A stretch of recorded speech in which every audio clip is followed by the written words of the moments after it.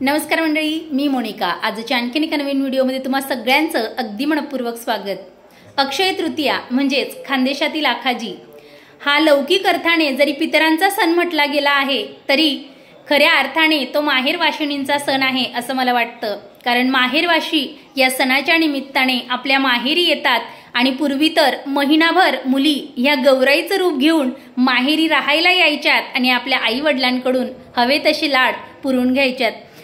माझ्या बालपणीची गोष्ट सांगते। जेव्हा आम्ही लहान होतो तर घरामध्ये गौराई बसवली जायची। आता गौराई म्हणजे काय तर आजीच्या घरी चंदनाच्या लाकडाची गौराई होती। ती आता मोडकळीस आली, म्हणजे तिचा जो पाळणा होता तो सुद्धा तुटला आणि ती गौराई जी होती ते सुद्धा लाकडं आता खराब झालेत। आता नव्याने जे आहेत त्या गौराया बाजारात मिळतात, वेगवेगळ्या लाकडांच्या मिळतात, पण पूर्वी चंदनाच्या लाकडापासून गौराई असायची आणि ती माझ्या आजीकडे मी बघितलेली। तर गौराई ही माता पार्वतीचं रूप। काही भागांमध्ये चैत्र महिन्याच्या तृतीयेला अन्नपूर्णा मातेची मूर्ती ही झोपाळ्यात बसवतात, तर काही भागांमध्ये आदिमाया पार्वतीलाच गौराईचं रूप देऊन आपल्या घरी विराजित करतात किंवा तिची स्थापना करतात आणि महिनाभर जी आहे म्हणजे वैशाख महिन्याच्या तृतीयेपर्यंत, अक्षय तृतीयेपर्यंत ती आपल्या घरी असते आणि रोज तिला नवनवीन वस्तूंच्या माळाया घातल्या जातात।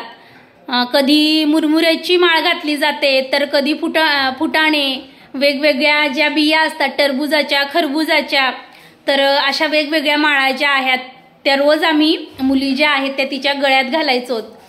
आणि अजून एक सांगायचं म्हणजे अक्षय तृतीयेच्या आदल्या दिवशी ज्या आहेत तर आम्ही शंकर घेण्यासाठी कुंभाराच्या घरी जायचो। त्यावेळेस पावशेरभर धान्य, ज्वारी, बाजरी किंवा गहू अशा पद्धतीनं ताटात घेऊन जायचो आणि पिवळं केलेला एक कापड घेऊन जायचो। कुंभाराच्या घरी ताट वाजवत आमच्या मागे मुलं यायचेत आणि मग आम्ही मुली पुढे चालायचो। कुंभाराच्या घरून मग भगवान शंकर जे आहेत त्यांना घेऊन यायचो आणि माता गौराईजवळ विराजमान करायचो। तर गौराईचा नवरा भगवान शंकर, आदिमाया पार्वतीचा नवरा भगवान शंकर हा तिला घेण्यासाठी अक्षय तृतीयेच्या आदल्या दिवशीच हा आपल्या सासूरवाडीला येतो, संध्याकाळच्या वेळेस बरं का। आणि दुसऱ्या दिवशी म्हणजे अक्षय तृतीयेच्या दिवशी गौराई ही आपल्या सासरी जायला आपल्या पतीसोबत निघत असते। तर आज सुद्धा मी शंकर आणलेला आहे आणि हा शंकर जो आहे तो कसा असतो तर तुम्हाला दाखवते। तर बघा, अशा पद्धतीनं भगवान शंकर आहेत। हे अशाच पद्धतीनं जेव्हा आम्ही लहान होतो तेव्हा हा धान्याच्या बदल्यात आणायचो आणि आता हा पैशाच्या बदल्यात मिळत आहे। कारण त्यावेळेस धान्याच्या बदल्यात वस्तू घ्यायची प्रथा होती आणि आता रुपयाला महत्त्व आहे। असो, शंकराशी आपल्याला देणं घेणं आहे म्हणून धान्याच्या बदल्यात मिळाला किंवा मग पैशांच्या बदल्यात त्याचं काही मोल नाही। तर भगवान शंकरांना आम्ही अशा पद्धतीनं आणायचो। हा मला 5 रुपयाला मिळालेला आहे। आता भगवान शंकरांना माता पार्वतीजवळ ठेवायचं आहे, तर तुम्हाला गौराई जी मी बसवलेली आहे ती दाखवते।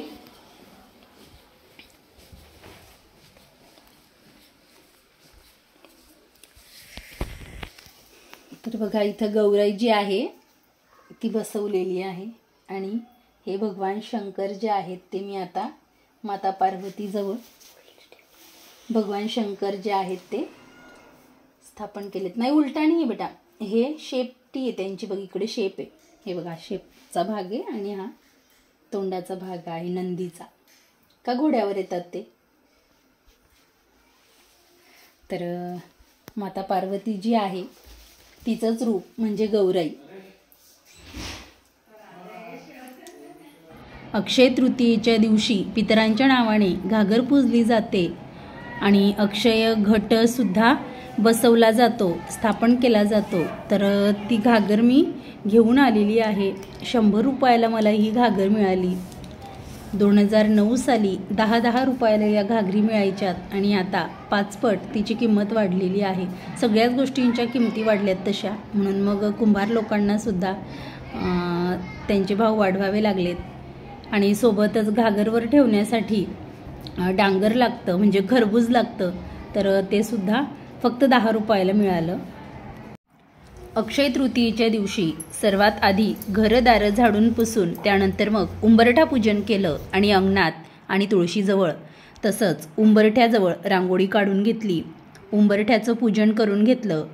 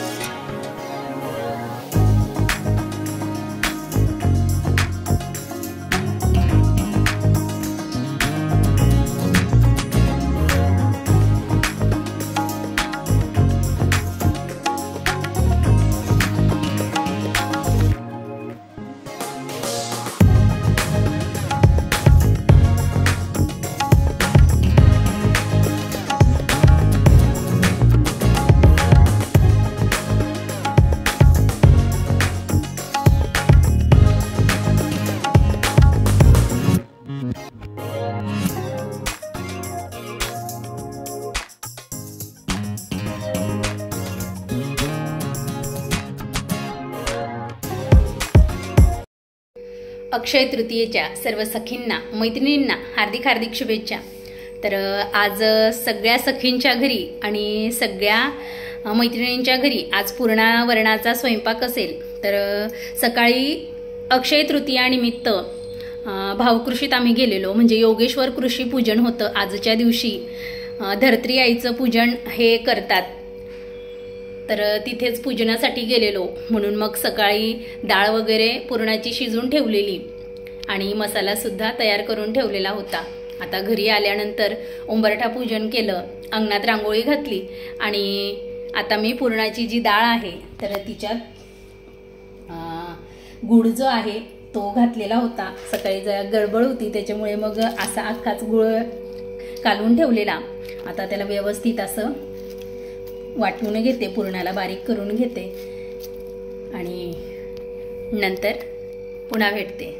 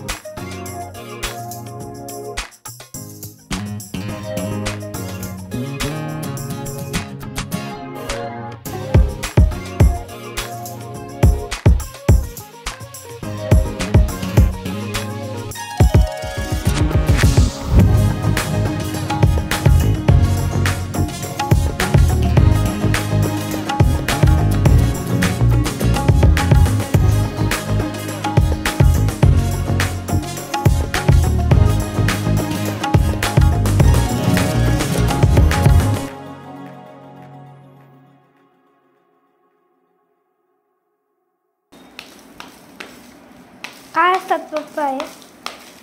पावसाळ्याचे 4 महिने असतात ना, उन्हाळा, हिवाळा, पावसाळा. तसे पावसाळ्याचे 4 महिने मराठी: ज्येष्ठ, आषाढ, श्रावण, भाद्रपद.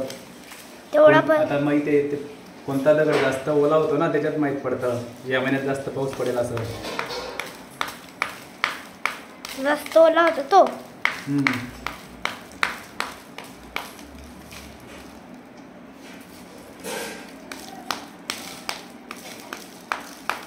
कुठून आणले ते? कुठून आणले? ही माती आपली शेतातली आहे ना. शेताचे रस्ते नाही जात तुम्ही? पहिले आणून ठेवले ना तेव्हा आपण गेलो होतो.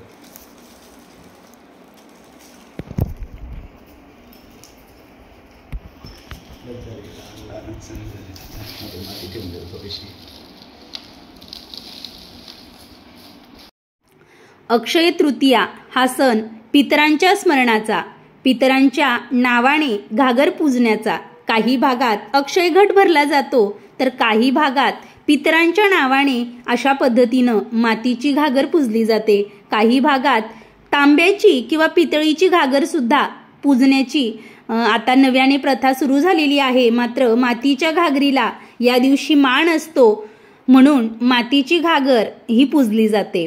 नवी कोरी घागर ही अक्षय तृतीयेच्या दिवशी किंवा अक्षय तृतीयेच्या आदल्या दिवशी संध्याकाळी आपल्या घरी आणावी आणि अक्षय तृतीयेच्या दिवशी सकाळी तिला स्वच्छ पाण्याने धुवून घ्यावी आणि मग खाली माती, त्यानंतर त्यावर गहू याची रास करून त्या घागरीमध्ये पाणी ओतायचं स्वच्छ असं, आणि वरती जो गळू असतो तर त्याच्यात सुद्धा पाणी ओतून त्या घागरीवर तो गळू ठेवायचा आणि मग कच्चं सूत तिला गुंडाळून घ्यायचं 5 वेळा.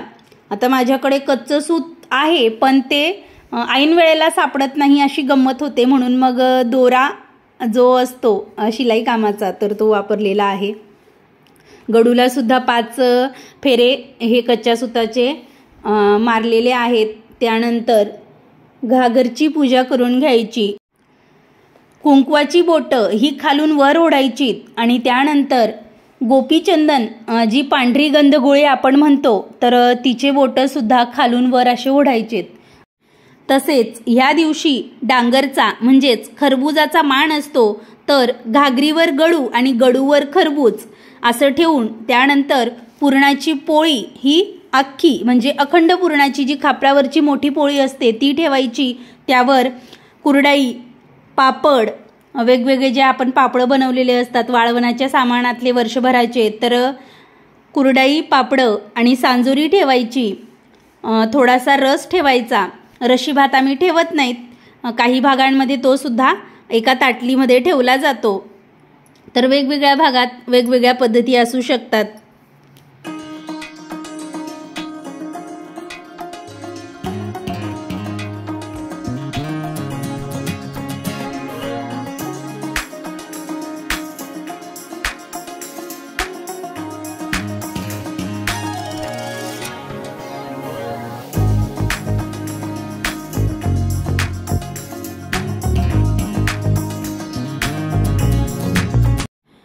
घागर पूजन झाल्यानंतर पितरांच्या नावाने तर्पण केलं जातं, म्हणजेच त्यांना ह्या दिवशी आगारी टाकली जाते किंवा घास दिला जातो असं आमच्याकडे म्हणतात.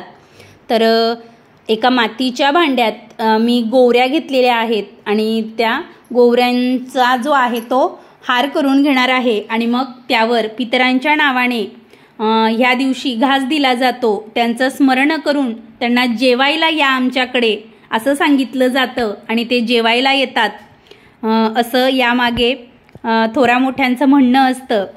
ते वासाचे भुकेले असतात, आपणच सगळं खातो पण त्यांना स्मरण करणं आजच्या दिवशी हे महत्त्वाचं असतं. या विधी करताना आपल्याकडून थोड्याफार प्रमाणात चुका होतात किंवा आपण कुठेतरी काही गोष्टी आपल्याला माहिती नसतात, पहिली दुसरीच वेळ असते, काही गोष्टी विसरून जातो. पण ह्या ज्या काही आपण गोष्टी करतो किंवा काहीही विधी करतो तर त्यामागील भाव हा महत्त्वाचा असला पाहिजे असं मला वैयक्तिक वाटतं. म्हणून भावपूर्ण पद्धतीने केलेली पूजा ही भगवंतापर्यंत सुद्धा पोहोचते आणि हे तर आपले पितर असतात, त्यांची आपल्यावर अखंड माया असते आणि ते आपल्याशी प्रेम करत असतात. प्रेमाचं आपलं नातं असतं आणि आपल्या मुलांना सुखी पाहून कुठल्याही आईवडिलांना आनंदच होईल, म्हणून प्रत्येक पूजेमागे भाव हा महत्त्वाचा.